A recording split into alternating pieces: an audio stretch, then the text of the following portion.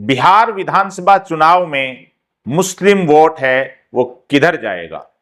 आदाब, मैं फारूक खान, संपादक इकरा पत्रिका, थार न्यूज इकरा पत्रिका के इस चैनल में आपका स्वागत है, आपका इस्तकबाल है। जैसा कि हमने इंट्रो में बताया है कि बिहार विधानसभा चुनाव हैं, उसके अंदर जो मुस्लिम वोटर है वो किधर जाएगा, किस किस पार्टी को, किस किस गठबंधन को कितना मिलेगा। तो इसी मुद्दे का ये एपिसोड है जिसे आप आखिर तक देखिए। इसको ज्यादा लाइक करें, शेयर करें, सब्सक्राइब करें ताकि ये मुद्दा है वो ज्यादा से ज्यादा लोगों तक पहुंच सके। साथ ही जो कमेंट बॉक्स में अपनी राय भी व्यक्त करें ताकि हम जो बात बता रहे हैं उससे आप कहां तक सहमत हैं, कहां तक असहमत हैं, और अपनी बातों को तहजीब के दायरे में बताएं। क्योंकि सोशल मीडिया के अंदर जो एक चीज है कि आदमी जो कमेंट करता है तो एक दूसरे पे जो फब्तियां कसता है, एक दूसरे के ऊपर जो अभद्र भाषा का इस्तेमाल करता है, उससे बचा जाए। अब आते हैं मुद्दे की तरफ। तो बिहार के अंदर जो विधानसभा चुनाव 1.5-2 महीने के अंदर अंदर होने वाले हैं। बिहार के अंदर 243 विधानसभा सीट हैं और 243 विधानसभा सीटों में करीब 250 सीट ऐसी हैं जो मुस्लिम प्रभाव वाली मानी जाती हैं। इन सीटों में जो 87 सीटें ऐसी हैं जहां पर जो मुस्लिम वोट है वो 20% से ज्यादा है, और 47 सीटें ऐसी हैं जहां मुस्लिम वोट है वो 15% से लेकर के 20% तक है। तो ये जो करीब 135 सीटें जो 15 से लेकर के ज्यादा वोट वाली हैं, और बाकी जो 15 से कम वोट वाली, यानी ऐसे करके करीब 250 सीट हैं जो मुस्लिम प्रभाव वाली हैं। हर गठबंधन, हर पार्टी मुस्लिम वोट चाहती है, और गठबंधन सबको मालूम है मुख्य तौर पे 2 गठबंधन हैं। एक इंडिया गठबंधन या उसे महागठबंधन कहा जाता है, जिसमें आरजेडी, कांग्रेस और कम्युनिस्ट पार्टियां ये उसके अंदर शामिल हैं। दूसरा गठबंधन जो सत्ता में है, जिसकी प्रमुख पार्टी नीतीश कुमार की जेडीयू और भारतीय जनता पार्टी उसमें साथ में है, जो जीतन राम मांझी जो पूर्व मुख्यमंत्री हैं उनकी हिंदुस्तान अवामी मोर्चा, ये उसकी प्रमुख पार्टियां हैं। तो ये 2 गठबंधन, इंडिया गठबंधन और एनडीए गठबंधन, मुख्य तौर पे मैदान में हैं।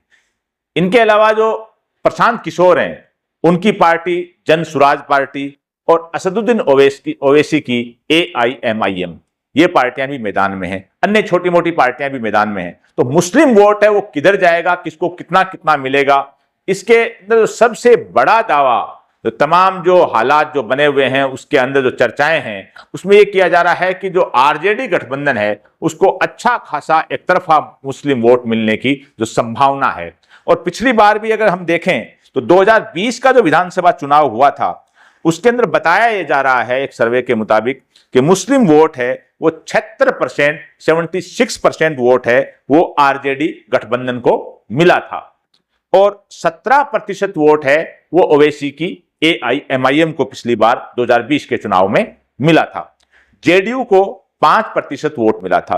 पिछली बार जेडीयू ने 11 मुस्लिम उम्मीदवार उतारे थे और 11 के 11 चुनाव हार गए थे।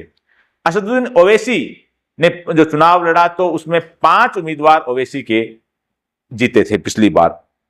2024 का जो लोकसभा चुनाव उसकी अगर बात करें जो पिछले साल हुआ है, उसके अंदर बताया यह जा रहा है कि इंडिया गठबंधन यानी आरजेडी, कांग्रेस, कम्युनिस्ट पार्टियां, इनको, इंडिया गठबंधन को करीब 87% वोट है वो मुस्लिम वोट लोकसभा चुनाव में 24 के अंदर मिला है। इसी तरह से जो जेडीयू, बीजेपी, एलजेपी और हिंदुस्तान अवामी मोर्चा, हम, इनका जो गठबंधन है एनडीए है, उसको लोकसभा चुनाव 2024 के अंदर बताया जा रहा है कि 12% मुस्लिम वोट मिला था। यानी इसका जो वोट है वो अच्छा खासा वोट नीतीश कुमार की पार्टी को, एलजेपी को और जीतन राम मांझी की पार्टी को गया था। यानी ये करीब 12% वोट 2024 के अंदर। तो अब जो वर्तमान में जो मुस्लिम वोट है वो किधर जाएगा, तो जो जैसा कि हमने बताया है पहले कि जो हालात बने हुए चर्चा हैं उसमें आरजेडी कांग्रेस गठबंधन है, कम्युनिस्ट पार्टियों का, इंडिया गठबंधन, महागठबंधन, इसको अच्छा खासा मुस्लिम वोट एक तरह का एक तरफा मिलता नजर अभी भी आ रहा है, और कुछ दिनों पहले और ज्यादा आ रहा था। लेकिन जो ही असदुद्दीन ओवैसी की पार्टी को पूरी तरह से इन लोगों ने इग्नोर किया और जो मुस्लिम मुद्दे हैं उनके ऊपर एक तरह से नए बोलने वाली जो रुझान चुनाव नजदीक आ रहे हैं, वैसे जो आरजेडी ने और कांग्रेस के नेताओं ने शुरू किया, उसमें खास करके जो वोटर अधिकार यात्रा निकली, उसमें मुस्लिम नेताओं को कोई खास तवज्जो नहीं देना, इन चीजों को लेकर के अब सियासी गलियारों में चर्चाएं ये होने लग गई हैं कि मुस्लिम वोट है वो जो महीने 2 महीने पहले जो माहौल बना हुआ था उसके हिसाब से मुस्लिम वोट है वो नाराज हुआ है। उसके अंदर ओवैसी का सबसे बड़ा फैक्टर है कि सीमांचल में अच्छा खासा प्रभाव है।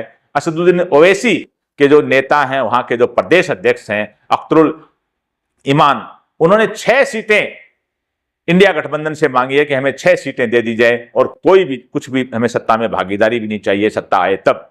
लेकिन इंडिया गठबंधन है वो बात करने के लिए भी तैयार नहीं है। तो ओवैसी की पार्टी अन्य छोटी मोटी पार्टियों से मिलकर के वहां चुनाव लड़ेगा, कई सीटों पे चुनाव लड़ेगा। और खबर यह है कि पिछली बार ओवैसी को जो 17% वोट मिले थे 2020 के अंदर, इस बार वो वोट हैं वो कम नहीं होने हैं, वो वोट बढ़ने हैं। और जिस हिसाब से अख्तरुल ईमान ने जो लालू प्रसाद यादव के घर के आगे आकर के टिकटों की डिमांड और ज्ञापन ये सारा कुछ दिनों पहले किया था, उससे जो ओवैसी के जो लीडर हैं वहां के, जो खासतौर से अख्तरुल ईमान, उनके प्रति सिंपैथी है वो मुस्लिम समुदाय की बड़ी है कि सिर्फ 6 सीट ही तो मांग रहे हैं। जहां तक मुस्लिम वोट की जो बात है कि वोट कितना है, तो जातीय जो सर्वेक्षण हुआ था बिहार के अंदर, उसके मुताबिक मुस्लिम वोट है करीब 17%, यानी मुस्लिम आबादी है वहां पर मानी जाती है।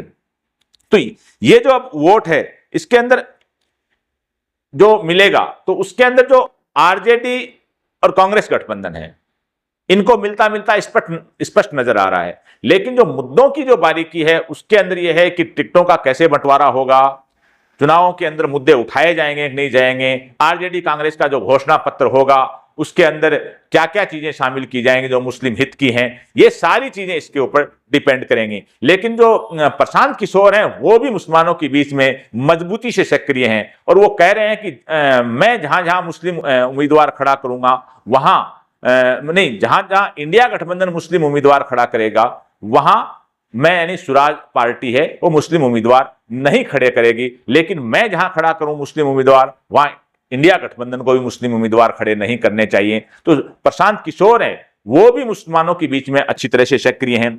और नीतीश कुमार है उसको पिछली बार वोट 5% मिला कम, 11 के 11 उम्मीदवार हार गए थे। लेकिन नीतीश कुमार का जो 20 साल का शासन है इसमें मुसलमानों की कोई बड़ी नाराजगी नहीं है, मुसलमानों के काम भी हुए हैं, ऐसे धरातल से जुड़े हुए लोग कह रहे हैं। नीतीश कुमार से जो मोटी नाराजगी सिर्फ मुसलमानों की यही है कि वक्फ अमेंडमेंट बिल है, उसके मामले में नीतीश कुमार का जो रुझान रहा था उस रुझान से मुसलमान जबरदस्त नाराज हैं। लेकिन कई बार जो 5% वोट मिला था विधानसभा में, उसके बाद लोकसभा के अंदर नीतीश कुमार के गठबंधन को 12% मुस्लिम वोट मिला। तो अब देखा यह है कि जाएगा कि जो क्योंकि मुसलमानों का जो वोट है वो नीतीश कुमार को इस बार कई बार से भी घटता है या कुछ बढ़ता है, क्योंकि नीतीश कुमार हैं उनके राज में 20 साल के राज से मुसलमान कहीं असंतुष्ट नहीं है सिवाय वक्फ अमेंडमेंट बिल को लेकर के। तो ये जो मोटी मोटी चीजें हैं, अब आरजेडी और कांग्रेस को कि उनको अगर उनकी भी सारी दारोमदार कांग्रेस है वो ज्यादातर ऐसी सीटें लेना चाह रही है आरजेडी से जहां मुस्लिम प्रभाव वाली हो ताकि वो जीत जाए।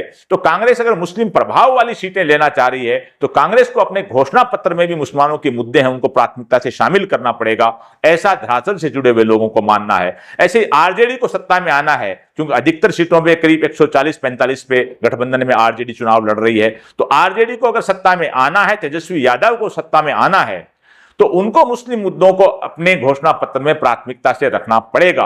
लेकिन सबसे बड़ी बात यह है कि जो लोग जो मुस्लिम तंजीमों से जुड़े हुए हैं, जो मुसलमानों की सियासत को समझते हैं, खासतौर से सीमांचल के इलाके के लोग, उनका यह मानना है कि ओवैसी को इंडिया गठबंधन में शामिल करना चाहिए। अगर ऐसा होता है तो फिर इंडिया गठबंधन है उसकी जीत निश्चित हो जाएगी। लेकिन हालात जो बने हुए हैं, खबरें ये हैं कि आरजेडी और कांग्रेस हैं वो ओवैसी को गठबंधन में शामिल नहीं करेंगी। तो ओवैसी को अच्छा खासा वोट जो मिलने की संभावना है, उसमें पिछली बार जो 17% मिला था उसमें से कितना बढ़ता है ये भी अपने आप में देखने वाली बात है कि जब मतदान होगा और काउंटिंग होगी।